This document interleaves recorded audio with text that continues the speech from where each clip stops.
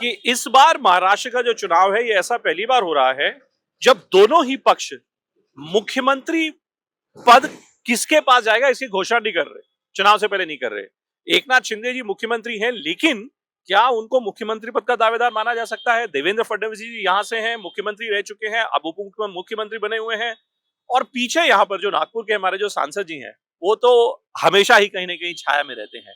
तो क्या मुख्यमंत्री पद की जो दावेदारी है वो भी इन्हीं तीन चेहरों के बीच में है क्या?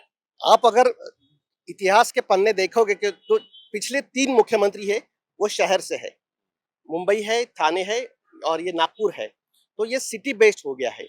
तो मुख्यमंत्री अनाउंस करने के लिए तो अभी तो ज्यादा आपको भविष्य की जरूरत नहीं है।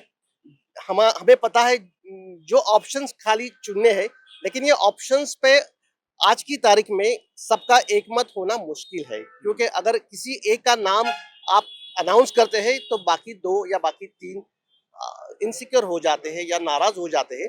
तो इसलिए अभी ये जो समन्वय की राजनीति है यहाँ पे जो यहाँ पे आघाड़ी और महायुति बनी है दोनों तरफा, वो अभी एक दूसरे को संभालने में लगे हैं, जो कि यहाँ पे जो संभ्रमावस्था है, जो कंफ्यूजन है, जितना भी कम हो चुके तो हो सकता है वो हो सकेगा। इसलिए वो अनाउंसमेंट कोई आज की तारीख में कोई करने की सोचेगा भी नहीं। अगर हम लोकसभा का कंपैरिजन करें विधानसभा से, भाई लोकसभा चुनाव में देखिए BJP NDA ended up facing a huge loss, right? If you were to compare Lok Sabha performance, and I'm only restricting myself right now to the NDA versus a potential Vidhan Sabha performance, what do you think is the lesson that the NDA would take when we specifically look at Nagpur and the adjoining areas? So there are Maharashtra politics is more or less a layered structure today. एक कोई narrative यहाँ कोई भी दिशा तय नहीं कर सकता है। प्रॉब्ली यही कारण था कि पिछली बार जो एनडीए को और इंडिया अलायंस को नागपुर जैसे शहर में, विदर्भा में खास करके, नागपुर की बात तो नहीं करेंगे, विदर्भा की करेंगे, विदर्भा में जो सेटबैक देखना पड़ा, इंटरनल इनफाइट के एक कारण था। जो बीजेपी और संघ के बीच का जो तकरार था वो एक अलग इशू था। उसके सिवा जो एंटी इनकम्बेंसी थी वो एक बहुत ही प्रोफाउंडली और प्रोमिनेंटली प्ले आउट किया। तो ये सारे फैक्टर्स मिला के, और उसके बाद जो माइक्रो मैनेजमेंट है इलेक्शन का, why we are calling it this show a zero mile show, because we want to decode that part, that the macro picture and the micro management. Let people decide कि what is the reality. ये आपने जो सवाल पूछा कि what happened, वो इन दोनों के बीच में कहीं रह गया। आइडियोलॉजिकल पुल नहीं था, और नीचे का micro management was absent because of multi layered infighting with in and outside. क्यों प्राग ऐसा क्यों हुआ भाई? एक और देखिए, हम सब इतने बड़े बड़े लोगों के हम नाम ले रहे हैं, बीजेपी के, एनडीए के, सब यहीं से आते हैं, इसी प्रदेश के विदर्भ के हिस्से से ही, लेकिन उसके बावजूद we saw what happened in the Lok Sabha elections. पिछले 3 महीनों में क्या क्या बदलाव हुआ है आपके मुताबिक यहाँ पर? पहले लोकसभा चुनाव के बारे में बोलेंगे।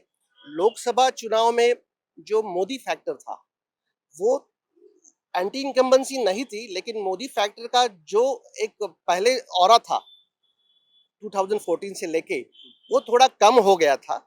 और यहाँ पे एंटी इनकम्बेंसी के अलावा लोकल फेस जो है, जहाँ पे बीजेपी के अंदर अलग अलग दरारें आई थी जो 2019 में इसी इलाके में देखी गई थी।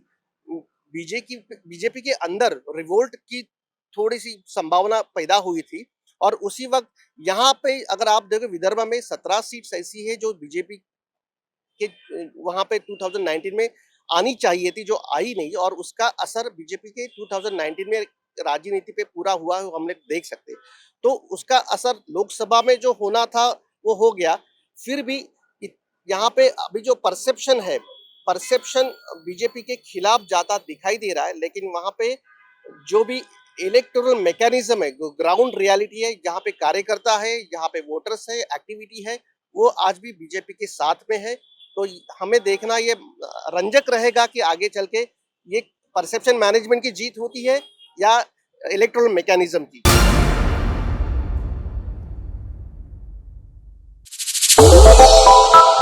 श्रेष्ठ भारत पर खबरों से जुड़े रहने के लिए चैनल को सब्सक्राइब और लाइक करें, बेल आइकन दबाएं और देखते रहें श्रेष्ठ भारत।